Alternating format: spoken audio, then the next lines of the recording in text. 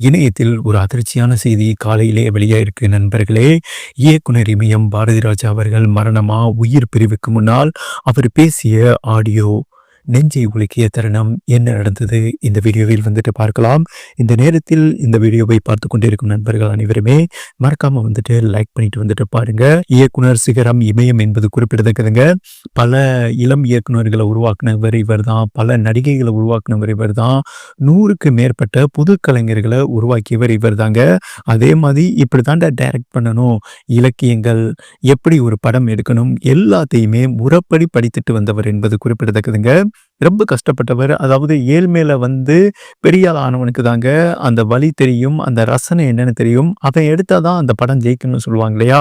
அதற்கு இவர் ஒரு மிகப்பெரிய எடுத்துக்காட்டு என்பது குறிப்பிடத்தக்கதுங்க. இவர் பார்க்காத அல்லு சில வேலை, என்ன சொல்றது, ஏகப்பட்ட எடுபிடி வேலை சென்னைக்கு வந்து பார்த்துருக்காருங்க. இத்தனைக்கும் சுகாதாரத்துறையில வேலை பார்த்தவர். ஓகேவா? அப்படி இருந்துமே சினிமா மேல உள்ள ஆர்வத்தினால பல பேர்கிட்ட கை கட்டி நின்னாரு, கை கட்டி வேலை செஞ்சாரு.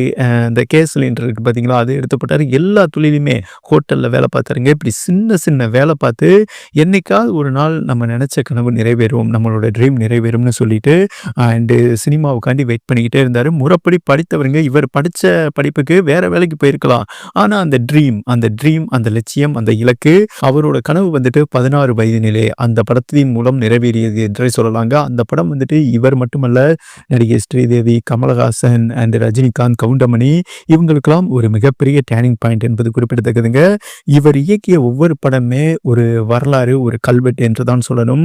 16 வயதினிலே கிழக்கே போகும் ரயில், சிகப்பு ரோஜாக்கள், புதிய வளர்ப்புகள், அலைகள் ஓய்வதில்லை, மண் வாசனை, முதல் மரியாதை, கடலோர கவிதைகள். அந்த பட டைட்டில்லாம் பார்த்தீங்களா, டைட்டிலே வந்துட்டு ஒரு பொக்கிஷம் மாதிரி இருக்குங்க. அதுதான் முறைப்படி இலக்கியம் படித்தவர்னால இவரோட டைட்டில்லாம் பார்த்தீங்கன்னா செம்ம புதிதாக இருக்கும் என்பது குறிப்பிடத்தக்கதுங்க. வேதம் புதிது, கிழக்கு சீமையிலே, இப்படி இவர் இயக்கி எல்லா படமே வந்துட்டு மிகப்பெரிய ஹிட்டுங்க. Silver jubilee. சிவாஜி எப்பேற்பட்டவர் உங்களுக்கு தெரியுங்க. அவர் தான் நடிகர்களுக்கெல்லாம் மிகப்பெரிய ஆசான். ஆனா அவரே வந்துட்டு பாரதி ராஜா காலில் தொட்டு கும்பிட்டுருக்காரு. அதற்கு காரணம் என்னன்னா, சிவாஜி எப்போதுமே இந்த ஓவர் ஆக்டிங் பண்ணுவாருங்க. இந்த நாடகத்தில் நடித்தவர் எப்போதுமே பார்த்தீங்கன்னா கொஞ்சம் ஓவராக தான் ஆக்டிங் பண்ணுவாங்க. இவர் முதல் மரியாதையில் வந்துட்டு சிவாஜி காலில் வந்து கமிட் பண்ணார். இந்த படத்தில் நீங்கள் நடித்தாதான் அது பெரிய அளவில் ஹிட் அடிக்கும்னு இவர் முன்பே கணிச்சிட்டா இருப்பாருங்க. அந்த படம் தான் தேசிய விருது வாங்கியது என்பது குறிப்பிடத்தக்கதுங்க. அந்த படத்தில் வரும் ஒவ்வொரு பாட்டுமே ஒரு புதிய அத்தியாயம் என்பது குறிப்பிடத்தக்கது. இன்னவர அழியாத ஒரு காவியம் என்றே சொல்லலாங்க. ஏன்னா காவிய படைப்பு தானே, இவரே ஒரு காவியம் தாங்க பாரதி ராஜா அவர்கள். இன்னைக்கு பாண்டியராஜன், பார்த்திபன் இவங்கெல்லாம் முன்னாடி வந்திருக்காங்கன்னா, ராதிகா, ரஞ்சிதா, ஸ்ரீபிரியா, ஸ்ரீதிவ்யா இவங்கெல்லாம் முன்னாடி வந்திருக்காங்கன்னா ரஜினிகாந்த் உள்பட இவர் தான் மிகப்பெரிய காரணம் என்பது குறிப்பிடத்தக்கதுங்க. இப்படி ஏகப்பட்ட நடிகர்கள், நடிகைகள், பல இயக்குநர்களுக்கு ஒரு சிம்ம சொப்பனமாக இருந்திருக்காரு, ஒரு ஆசானாக இருந்திருக்காரு. அதற்கு முன்பெல்லாம் எம்ஜிஆர், சிவாஜி இவங்க காலகட்டங்கள்லாம் பார்த்தீங்கன்னா ஒரு செட்டுக்குள்ள படத்தை எடுத்து முடிச்சிருவாங்க. இவர் தாங்க வெளி லொக்கேஷனுக்கு கொண்டு வந்தவர். அதுதான் முறைப்படி டைரக்ட் பண்ணாரு. அதுக்கப்புறம் பார்த்தீங்கன்னா அன்றைய காலகட்டங்கள் சினிமா பார்த்துருந்தீங்கன்னா தெரியும், ஓவர் ஆக்டிங் பண்ணுவாங்க. அவங்க நடிப்பே அழகாக காட்டி கொடுக்குங்க. அப்படிலாம் இருக்கக்கூடாது அப்படின்னு சிவாஜி கிட்ட இவர் எப்படி வேலை வாங்கினார்னா, நீங்கள் சும்மா அப்படியே லைட்டாக யதார்த்தமாக இருந்தால் போதும் அப்படின்னு சொல்ல முதல் மரியாதையில், இவன் டைரக்டரே கிடையாதுரா, இவன் வந்துட்டு ஏதோ அறகுறையாக படிச்சுட்டு வந்திருக்கான், பாதியிலே வந்துட்டு குட் பண்ணிட்டாருங்க. அதாவது வெளியேறிட்டாரு. அதுக்கப்புறம் கை காலில் விழுந்து, நீங்கள் அவுட்ஃபுட்டை பாருங்கள், திரைக்கு வந்தோடனே நீங்கள் பெரிய அளவில் பேசப்படுவீங்கன்னு சொன்னோன்னே திரைக்கு அதே மாதிரி வந்தது. சிவாஜி பார்த்து மிரண்டுட்டாராமங்க, வந்து காலில் விழுந்துட்டாரு. இதுக்கு முன்னாடி நான் நடித்ததெல்லாம் நடிப்பே கிடையாதுரா, நடிப்புங்கிறது யதார்த்தமா இருக்கணும், நம்ம நடிக்கிறது தெரியக்கூடாது, அதை நீ சூப்பரா பண்ணிருக்கடா அப்படின்னு சொல்லி காலில் விழுந்துட்டாராமா. சின்ன பையன் கூட பார்க்காம, இவ்வளவு நாள் நான் நடிச்சது நடிப்பு கிடையாது, இதுதான் உண்மையான நடிப்புன்னு சொன்னாராமா. அந்த அளவுக்கு பெயர் வாங்கியவர் என்பது குறிப்பிடத்தக்கதுங்க. அதே மாதிரி அன்றைய காலகட்டங்கள் இளம் ஹீரோக்கள் இருக்காங்க இல்லையா, இவர் படத்துல நடிச்சாதான் நம்ம பெரிய ஆள் ஆக முடியும், ஏன்னா இவர் படத்துல நடிச்சாதான் பெரிய ஆள் ஆக முடியும். அன்றைய காலகட்டங்கள்ல ஒரு மிகப்பெரிய ட்ரெண்டிங்கா இருந்ததுங்க. விஜய் இருக்கார் இல்லையா, அப்ப நம்ம டிவிகே தலைவர், அவரே வந்துட்டு நான் நடித்தா இவரோட டைரக்ஷனில் தான் நடிப்பேன் அப்படின்னு எஸ்எஸ்சி கிட்ட சொல்ல, எஸ்எஸ்சியும் கூட்டிகிட்டு போயிருக்காரு. ஆனால் இதெல்லாம் ஒரு நடிகராடா அப்படின்னு சொல்லிட்டு மூஞ்சியும் சரியில்லை, முகமும் சரியில்லைன்னா அசிங்கப்படுத்தி பாரதி ராஜா அனுப்பிட்டாரு. அதுக்கப்புறம் கஷ்டப்பட்டுருக்காருங்க, இந்த பையனை வந்துட்டு நான் தவறாக கணிச்சிட்டேன்னு. ஆனால் அன்று பாரதி ராஜா தவறாக நிராகரிச்சாருங்க. இன்னைக்கு அவர் தான் தமிழ்நாட்டோட சூப்பர் ஸ்டார் என்பது குறிப்பிடத்தக்கது. ஓகே நண்பர்களே, அது குறித்து அவர் வருத்தமும் பட்டிருக்காரு. ஒரு நல்ல பையனை வந்துட்டு நான் ரிஜெக்ட் பண்ணிட்டேனே. ஓகே, ஆனால் இவர் வாழ்க்கை வாழ்க்கையில என்னைக்கு ஒரு மிகப்பெரிய பின்னடைவு நடந்ததுன்னா, இவரோட பையன வந்துட்டு எப்படியாவது பெரிய ஆளா கொண்டு வந்துரணும். பெரிய ஹீரோவா உருவாக்கிறேன்னு சொல்லிட்டு, இவரோட பொருள் செலவுல தாஜ்மஹால்னு ஒரு படத்த இயக்குனாருங்க. பையன வச்சு மனோஜ். அந்த படம் பார்த்தீங்கன்னா, ஒரு 10 நாள் கூட ஓடல. மிகப்பெரிய ஃப்ளாப்பு. பையனால ஏகப்பட்ட இழந்துட்டாரு. அதுக்கப்புறமும் தொடர்ந்து பையன வச்சு இயக்கிக்கிட்டே இருந்தாருங்க. ஏன்னா பையனா கொள்ள பிரியம் பாரதிராஜா அவர்களுக்கு. ஓகேவா? அதனால பையன் என்னென்ன கேட்கிறாரோ எல்லாமே செஞ்சாரு. ஆனா மனோஜ் அவர்களுக்கு என்னன்னா, ஐயோ! கடைசி வரை அப்பா காசுலயே வாழ்ந்துகிட்டு இருக்கோமடா!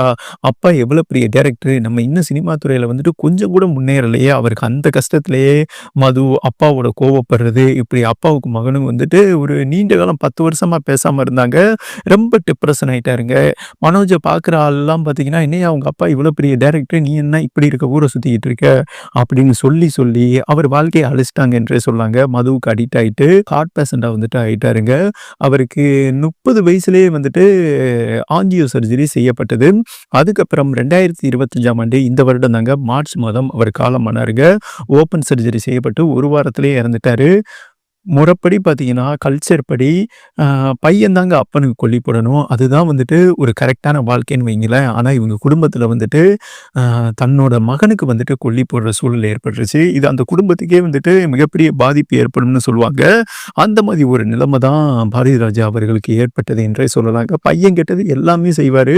பையனோட இறப்ப இவரால ஏற்றுக்கொள்ளவே முடியல. அன்னைக்கு அந்த மார்ச் 25ஆம் தேதின்னு நெனைக்கிறேன். அவர் வந்துட்டு கோமா ஸ்டேஜ்க்கு போயிட்டாருங்க. அன்கான்ஷியஸ்க்கு போயிட்டாரு. அன்றையில இருந்து அன்கான்ஷியஸ்ல தான் இருக்காரு. மருந்து, மாத்திரையில தான் அவர் உடம்பு இயங்கிக் கொண்டிருந்தது என்பது குறிப்பிடத்தக்கதுங்க. ஏஜ் 80க்கு மேல ஆயிருச்சு. ஓகேவா? மெடிசின் பார்த்தீங்கன்னா, அதாவது இங்கிலீஷ் டேப்லெட் அவரு வயது முதிர்வு காரணமாக அவர் உடல் வந்துட்டு ஏற்றுக்கொள்ளவில்லை என்பது குறிப்பிடத்தக்கதுங்க. இந்த சூழல்ல அவரு கான்ஷியஸ்க்கே வரல. அதாவது சுயநினைவுக்கே வரல. அன்கான்ஷியஸ்லயே இருந்தாரு. இப்ப சுவாசம் விடுறதையும் இழந்துட்டாருங்க. வென்டிலேட்டருக்கு போயிட்டாலே அவங்க மீண்டு வருவது மிகப்பெரிய கடினம். ஏன்னா நம்மளோட நார்மல் சுவாசம் போயிருங்க. லங்ஸ் வந்துட்டு கம்ப்ளீட்டா வந்துட்டு நாக் அவுட் ஆயிருங்க. செயல் இழந்துரும். அதுக்கப்புறம் தான் அந்த செயற்கை சுவாசம் குடுப்பாங்க.